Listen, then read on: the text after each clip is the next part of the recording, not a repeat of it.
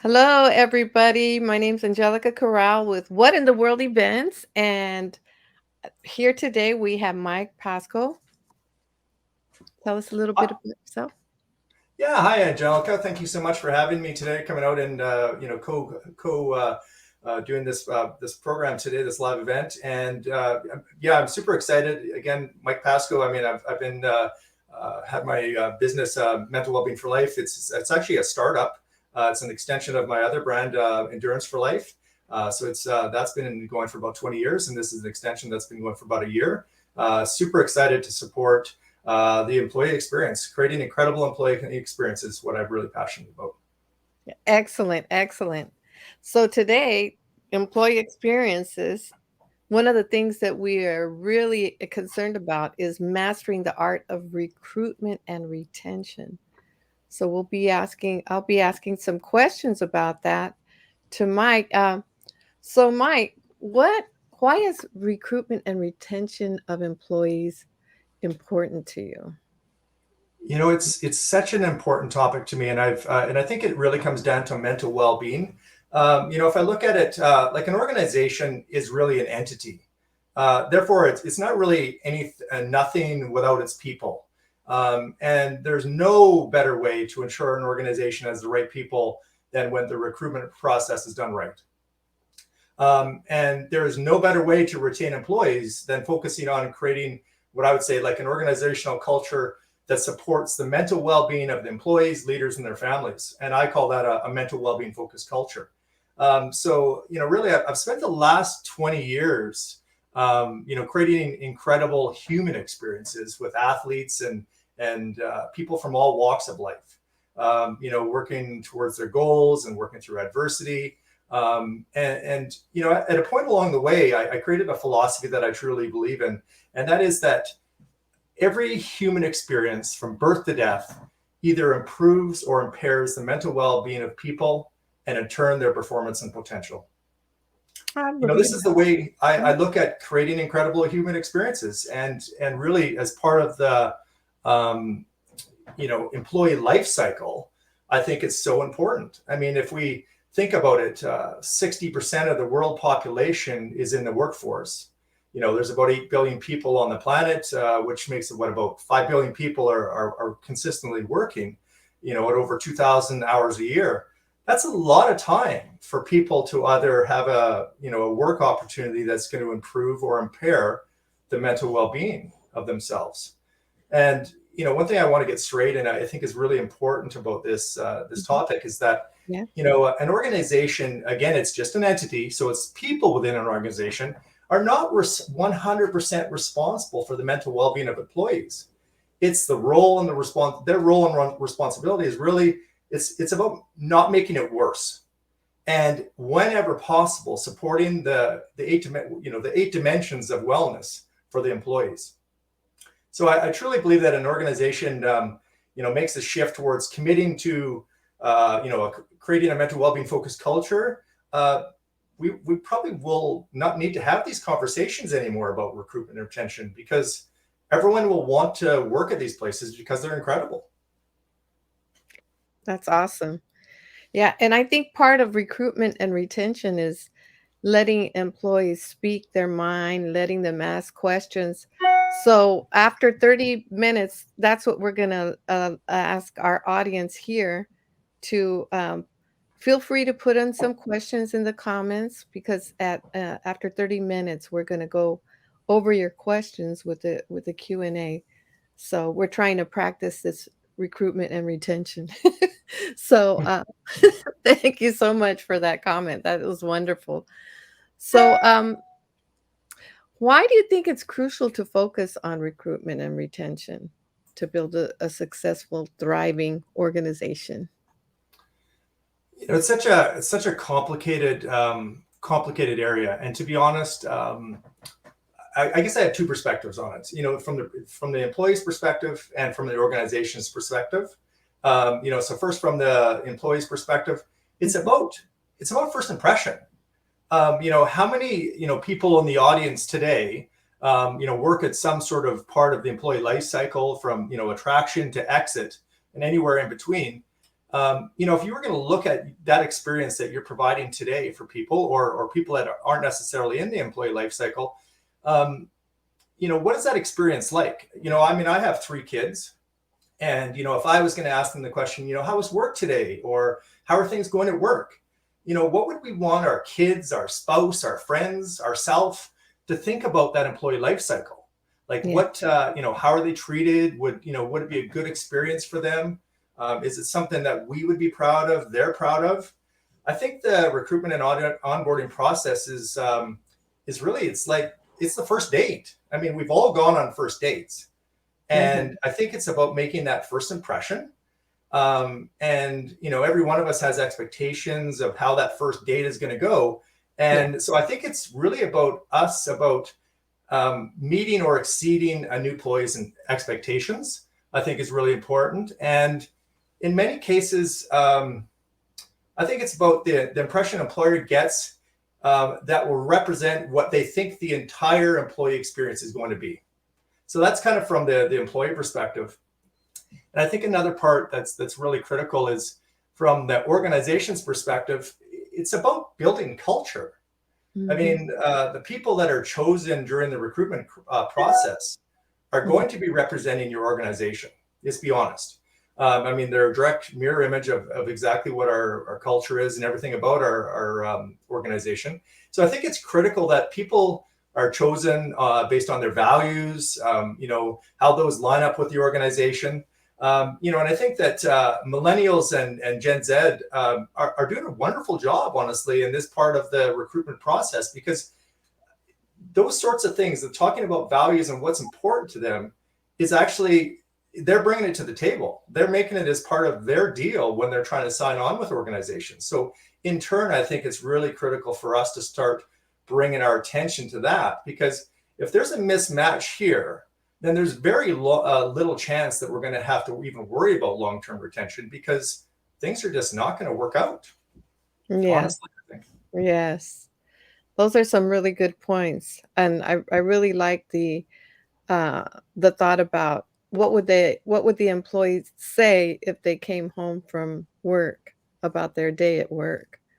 It's Yeah. something to think about. We want it to be a good experience for everybody. And I think when it's a good experience for the employee, it's going to be a good experience as well for the clients, because it kind of goes together, doesn't it? Right? Oh, absolutely. I'm sure it's going to come up today, but it really, um, something I think we often fail to think about is that the employee is the internal customer. And, if we ever look at horrible experiences with employees, often we would say we would never do that with customers. So Mhm. why would we do that with employees? So I kind of look at it from that perspective as well. That makes so much sense. I love it. I love it. Mhm. So your focus is on mental well-being. So what would you suggest an organization that is struggling since COVID-19 do? You know what? I think to kind of actually kind of touch back on what I just sort of talked about there Mhm. is, we need to live up to employee expectations so that they can get rid of disappointment. I think one of the greatest reasons that we're having this mental well-being struggle with people nowadays, working in our organizations, is due to disappointment. They're not getting what they're expected. I mean, none of us want to go into an organization thinking, oh, this is just a temporary thing. We're going to run into problems. We're going to end up leaving here. Everyone wants that fairy tale job, and they don't want to be jumping from job to job to job, or dealing with these things. But they're really about, like, how can we settle in and be comfortable and enjoy our environment. So you know, it, it's like, even an example today, like everyone that came into the presentation today. I don't even know how many people are on the call right now, but no matter how many people, everyone came in with an expectation. Yeah. They're either going to be super happy with the presentation, or they're going to be disappointed. And the reality is that the difference between these two groups of satisfied and dissatisfied is going to be around expectations. What did everyone come in with? Um, you know, and the challenge is that, of course, that these expectations aren't stated. So if these individuals are not getting their expectations, then they're going to walk away disappointed. So, that's one part of it. But, if we go back to the question around the pandemic, we had things that we were expecting to do. And then they all got taken away. I mean, we all had vacation plans. We all had, I coach athletes. We all had race plans. Mhm. We had family get-togethers. We had, all those daily things, going out for dinners and all that sort of stuff. And it was gone. And everyone was completely disappointed. Mm. So, I think it's really about how can we focus ourselves on just, it's about focusing on something new. But, one thing around disappointment that I think is important is that it's a whole new level of sadness. I mean, I Mm. just put a post on today, on LinkedIn, a poll, and really it's about a feeling of loss, feel of being let down, or possibility of betrayal. And, the feelings of loss remind us of the difference between what we want versus what we can have. Mhm. And, so it really is quite challenging from that perspective. But, if I was going to bring it back to like the recruitment process, when people read about a company's employee value proposition, so it's like, I always say it's like, what's on the website that says all the great things that we do. It's when people start to sort of fantasize about, wow, this sounds like it's going to be a great experience. This is going to be incredible. I'm so excited about it. And, so that's one part of it. And then the other part of it is that there's oftentimes people that have been in other organizations. They've experienced bad experiences, Mhm. and they're saying, okay, I'm really hoping this is going to be different in this organization. And again, they've got this sort of rise in expectations, and last couple of weeks, I saw some posts where people were talking about their experiences, and they're talking about being in a Fortune 500 company and sitting at a desk that brought in here. This is where you're going to sit, and the person that was actually let go, their stuff is still at the desk, or they're handed a box and said, "Here, can you set up your workstation now?" Or they're told their supervisor is on holidays and just sit tight and wait for the next couple of weeks and they'll return. Like these are not good experiences. And I don't know how many people in the audience watch baseball, but my son is a huge baseball fan, and Mhm. for him, he would call that strike one. Like, I mean, that's strike one for expectations. So I I love mean, that. that's that first impression, that first date I was talking about. So I think it's really about, treat your employees for what they really are. What I talked about earlier, it's like they're internal customers. And, it's about live up to their expectations by giving them a feel good, consistent experience. Yes, that is I love it. And I see a few people with in the comment section. I see that Carol is here and Jasmine. Thanks a lot for being in the audience, and you can add any questions that you have in regards to this so that we could go over it in towards the end of our presentation. So awesome. I love this the first date analogy of work. It's pretty comical, but it happens, right? It's So first, what I mean, it's honestly for all of us, but first impression, right? I mean, yeah, we just had we laid down a first impression as we set up this live event today, right? So yeah, it always happens for all of us. definitely. So what do you think is the number one reason people leave organizations? You know what? So the funny thing about this is that I just did a poll on LinkedIn last week. Mhm. So the question that I polled, was, and this was over three groups plus my own profile. And the question that I put out there was, what do you think is the biggest reason people leave companies? The four Mhm. options I gave these individuals that were answering: lack of inclusion and belonging, bad behavior, better opportunities, or poor leadership. So, just as a little bit of engagement opportunity for everyone in the audience before I give the answer. So, out of the four choices, I would love for you to put into the comments which one you think is most responsible for people leaving organizations. So, whether it's lack of inclusion and belonging, Mhm. bad behavior, better opportunities, or poor leadership. So, I'll just give you a second to kind of put in your thoughts there. I personally can't see the comments right now anyway. I don't think. I'll have a look. Well, I could see the comments, but it doesn't look like anybody's put anything in. Okay. But those are some good ones to put out there. Bad behavior, not feeling included. Better Um, opportunities or poor leadership. So, I mean, I don't want to, yeah. yeah, So I think it's, Annalise put in poor leadership. That's a good one. We got a few, all three. Alana and LinkedIn user all put in poor leadership. yeah. Interesting. And it really is not a surprise for any of you, I'm sure. But really, the answer is poor leadership. And in fact, it came at the time. So I think I had over at this point of it, and it's only 4 days in, or 3 days in rather. I've got Mhm. over 800 responses, so it could be over 1,000 by now, for as far as I know. Wow. But over 58% of the people are saying poor leadership. Lack of inclusion and belonging is around 13%. Bad behavior, which is bullying, abuse, harassment, and discrimination, is around 17. Better opportunities is around 14%.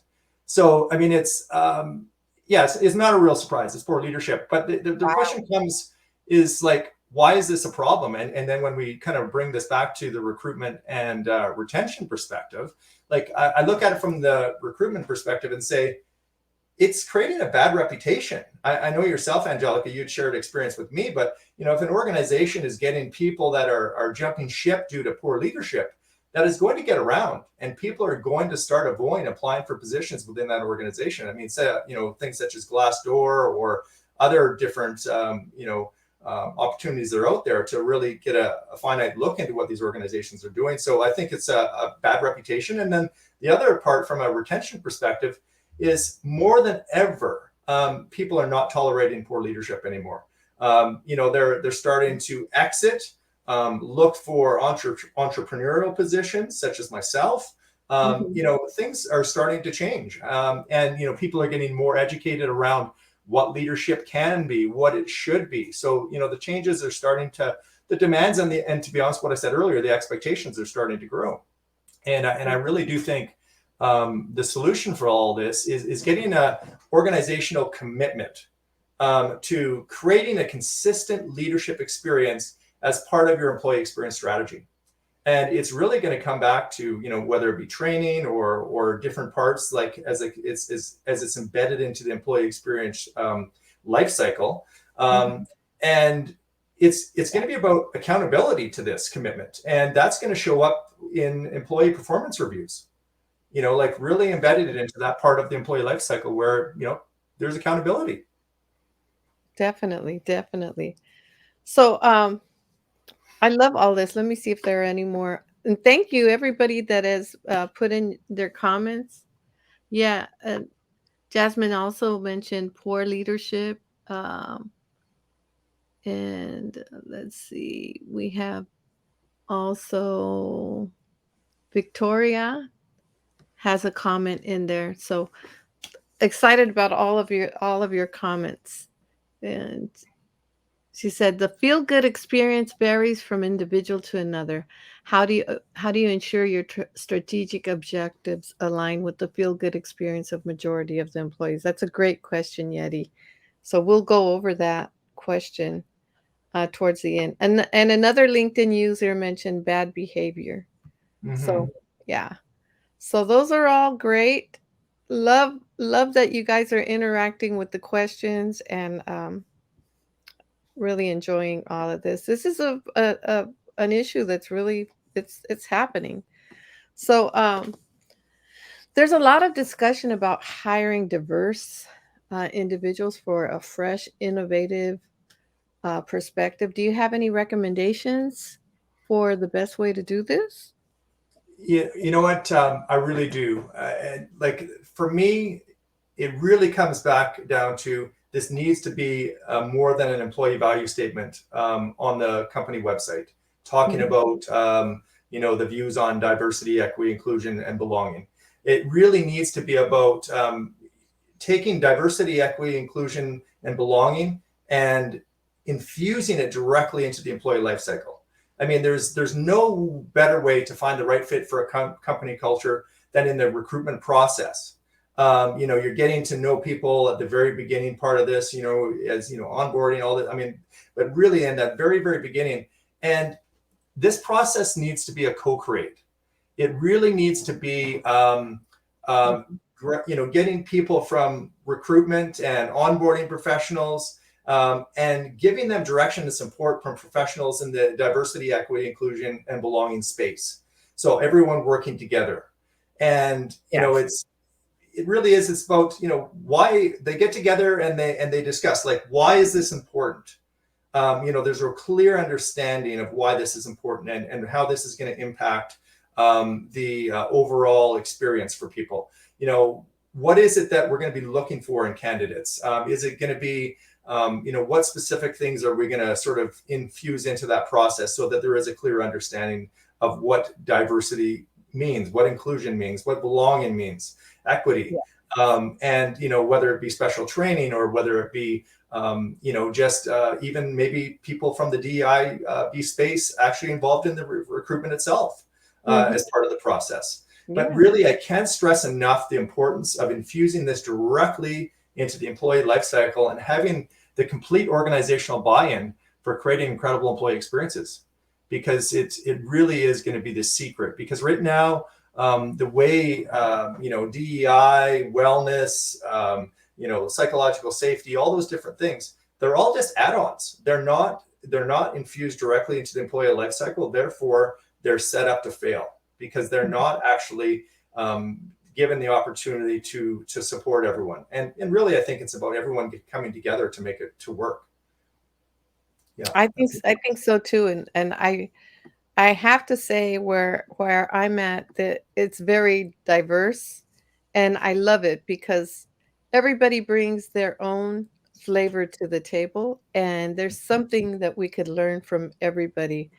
And I just love the different cultures and the acceptance of different cultures. I always even try to learn a few words in the languages of the people that I work with, and you know, it's just a lot of fun to greet people in their language, and we kind of giggle and laugh about it. But I love it because I'm accepting culture, and it's fun for me. I try to learn as much as I can, but so I love this diverse part of it. But like you said, it has to start with that grounding of leadership, right? That's one of the things, and making the experience a welcoming experience on that first day, the first date, like you say. yeah, So and it's really important around the culture piece, right? I mean, that's I'm sure you're probably going to sort of touch on that, but that it's so important, in when we think about the foundation of what the culture is of an organization. yes, definitely, definitely. So what is one takeaway you can suggest to viewers today, that if they're wanting to improve their employee recruitment and retention practices?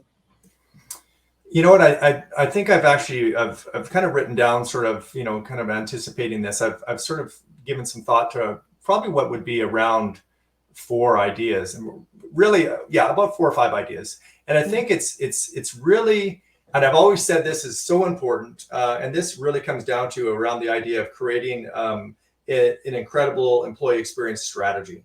And the secret to that strategy is about getting every single person that is involved in the employee life cycle into one room on a call, and talking about how to create a consistent, incredible employee experience through the entire life cycle. I think that is so important.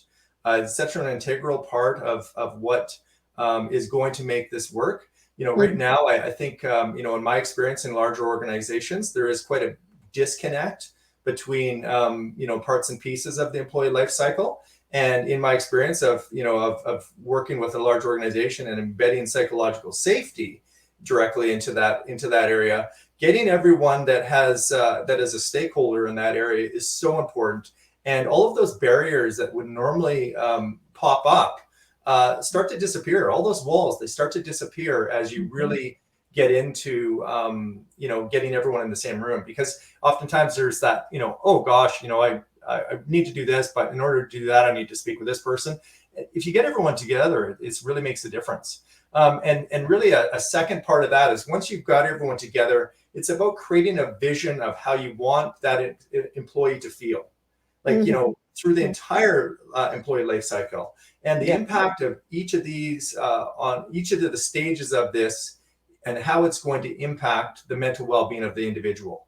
Again, going back to my original philosophy on things, it's about how can we make sure that the mental well-being of the employee, the leader, and the families are taken care of in this process. And I guess the third part is, it's going to come down to a commitment. And I mean, for even the first couple of these ones to happen, there needs to be a commitment, but really about an organizational commitment around creating incredible employee experiences and the accountability that goes along with it.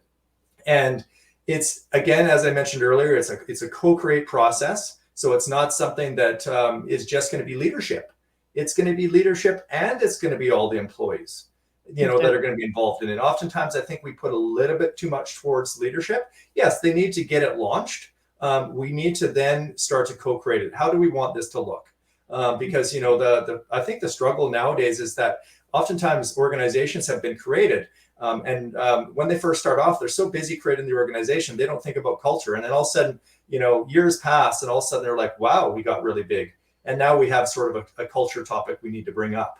And it's very difficult at that stage. So I think that's where a lot of organizations are at.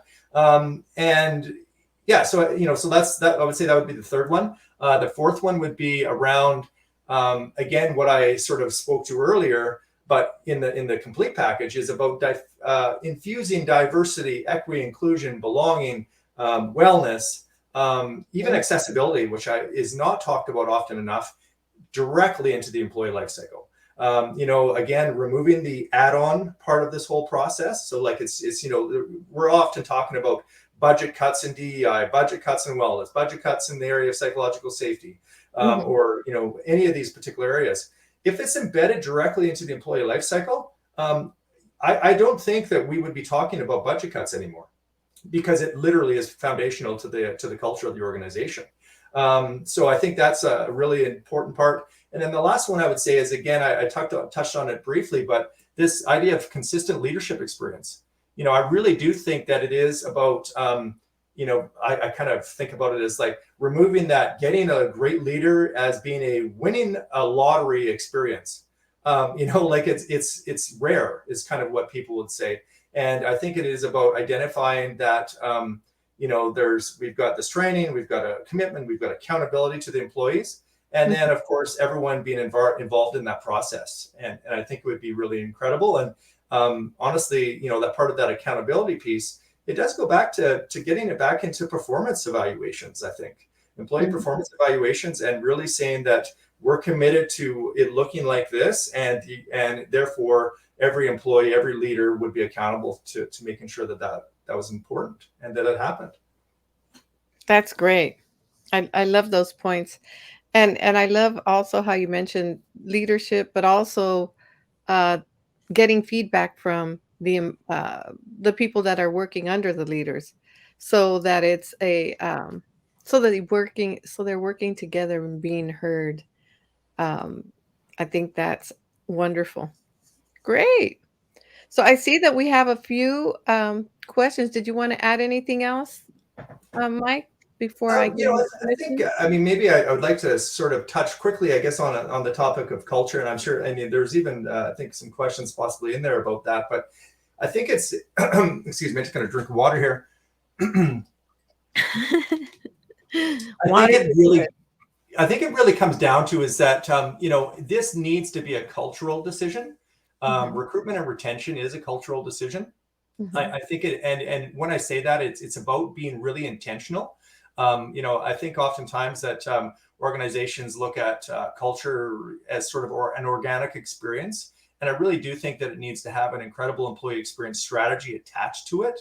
mhm, I'd mentioned the employee value proposition earlier, but really it's sort of a snapshot of what a company culture is, and kind of what aspiring employees would expect.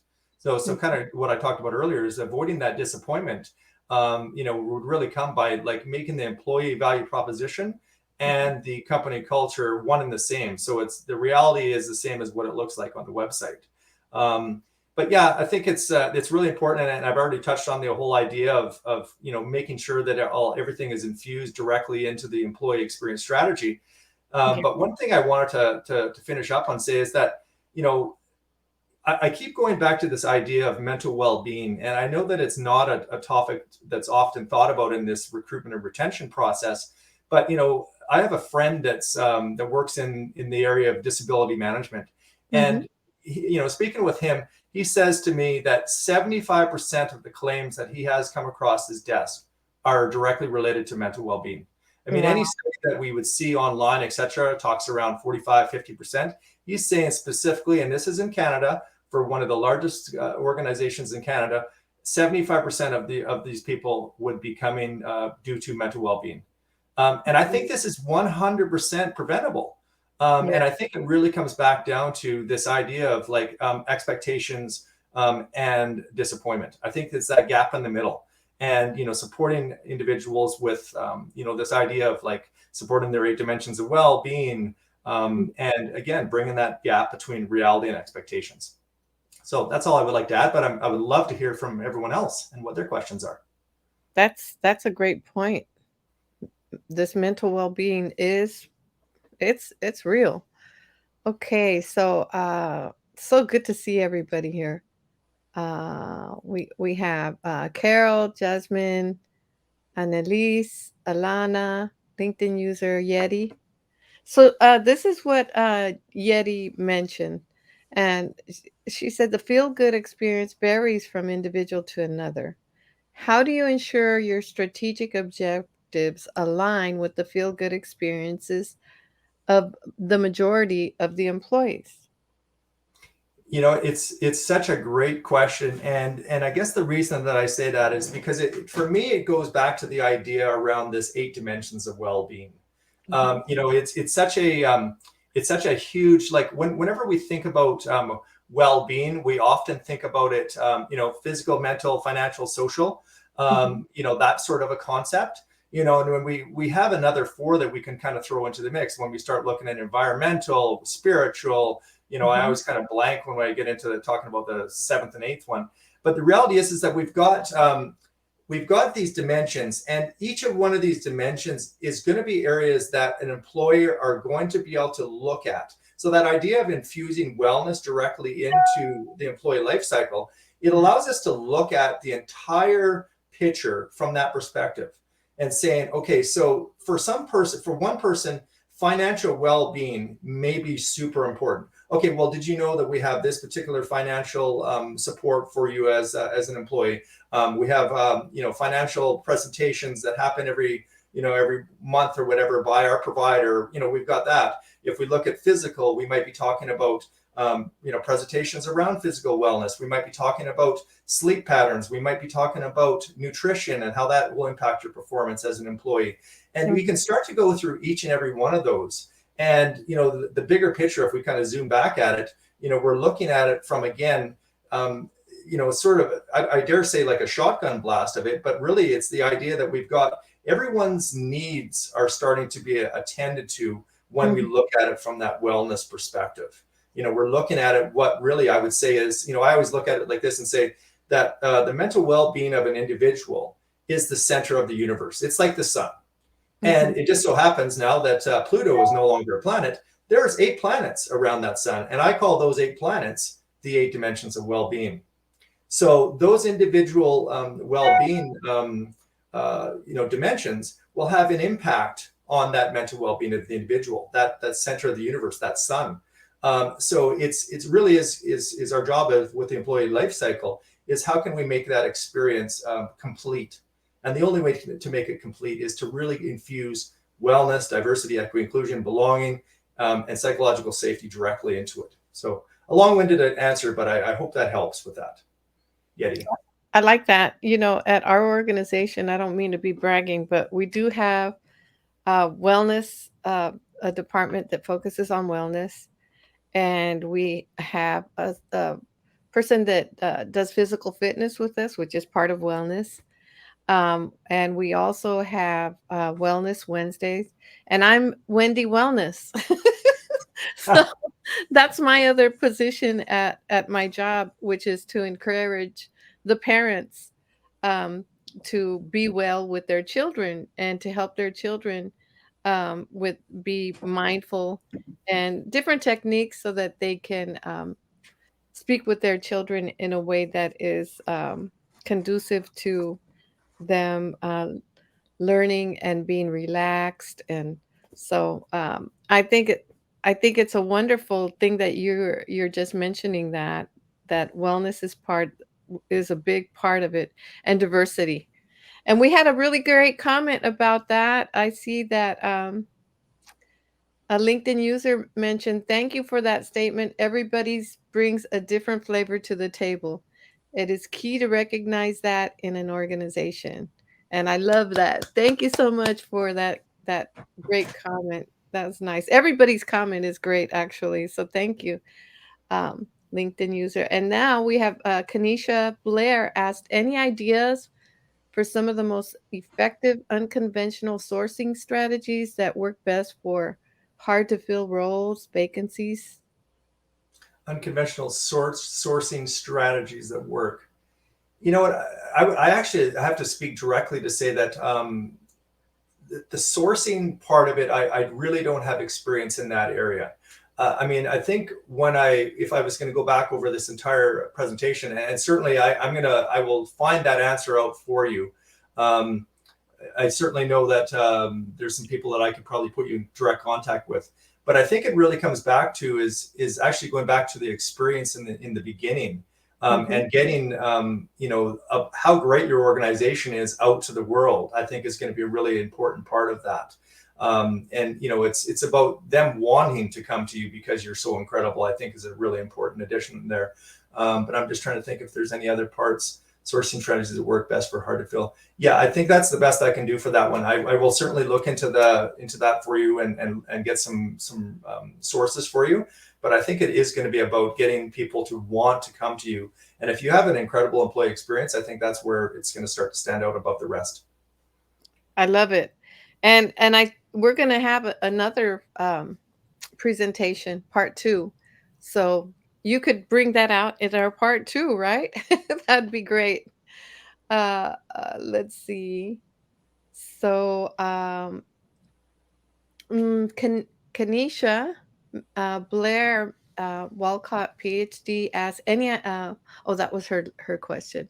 Fatima Mutalib says, "This has been a great conversation. Thank you." Carla's asked, "What is the role of coaching within the corporate environment when it comes to well-being?" So so my company, Mental Wellbeing for Life, I really look at this as sort of like three sort of roles that I would play, moving into an organization. And it comes at it from this perspective: strategy, coaching, and then basically speaking or basically workshops, education, that sort of, planning, programming, that piece there. And the coaching component, it's really going to come down to the commitment of the organization. And I think it comes down to that commitment and that accountability piece. And again, to go back to sort of my experience on LinkedIn and reaching out with people and doing different polls, there's a lot of leaders. We give leaders sort of this idea: okay, you're a leader, you're sort of like like a super person. You kind of all-knowing owl person. Like you've got all the answers and everything. And the reality is that's not the case. There's a lot of people that are in leadership roles that are demanding exactly that: coaching. They're Mhm. looking for learning opportunities in order to get past some of the challenges that they're facing. And the best part about the idea of coaching is that it could be a group coaching, sort of interactive workshop, things like that can be really quite beneficial. That's stuff where you have this group learning environment. But then the individual coaching part of it, I think it in many cases, there's kind of two parts. It's sort of like there's an educational avenue to it, an upfront educational part of it. And then there's also a part of it where I truly believe that if an organization is trying to invest in an employee, And if there's an employee that, and I say employee from the perspective of a leader employee, okay, so a leader that's within an organization that may be struggling to provide the necessities to an employee, meaning, maybe situations around conversations around mental well-being, it's conversations around, even their performance or anything around that. If there's areas where a leader feels their leader below them needs to have coaching in this area in order to be a better leader, I think that is an incredible part of creating an incredible employee experience. Because really, if we go back to what the number one reason that people are leaving organizations, it's due to leaders. And it's because leaders are unable, in some cases, to provide what or live up to the expectations of employees, and therefore they're disappointed. So I think the idea where coaching would sort of slide into this is that it is an opportunity or direct opportunity for a leader to learn about what they can do better. And no better way to do it than to get someone else to provide them guidance, to provide them something to bounce back off of. And the other part of coaching as well is it comes back to mental well-being. There's a lot of leaders that aren't doing well. I mean, I've coached hundreds of leaders at all sorts of different levels. And I can assure you that the mental well-being of leaders is part of that 75% that I spoke of earlier. And, if we looked across North America and across the world, if we said 50 to 75% of the people that are going off on leave, well, if a big chunk of those is leaders, I think that's an incredible opportunity right there to coach people through or to provide them support through the struggles that they're experiencing. So yeah, thank you very much for that. I appreciate that question, Carla. Yes, that's awesome. All right. Okay. Next question is next comment is from Kanisha Blair, Walcott, PhD. Look forward to additional information. Thanks. Yay. So that's the last comment. It sounds like we have had a great audience, great participation. Thank you all that came. And for all that commented as well, and for those of you that just came to listen, we appreciate you and hope you could join us for our next one, which will be coming up very soon. So yes, thank you very much, everyone, for attending. If there is any questions that pop up, absolutely just throw them in the chat. Feel free to direct message me or Angelica. We would love to hear from you. Any thoughts? If you have any thoughts around other future live events you would like to see, topics that you would like to discuss, we're always open to that type of thing. But yeah, go ahead and follow us on LinkedIn. We would love to hear from you more. We're definitely looking forward to further discussions on this topic in the future. So thank you very much. Okay, excellent. Oh, Brenda Lee said this session was great. Thank you, Brenda Lee. Thank you very much. Awesome. And so the LinkedIn user says, thank you so much. Great conversation. Awesome. Excellent. I think we're done. And back over to you. Bye, everybody. Have a great day, everyone. Thank you very much for joining today. Have a great one. Okay, bye for now. Bye-bye. Okay.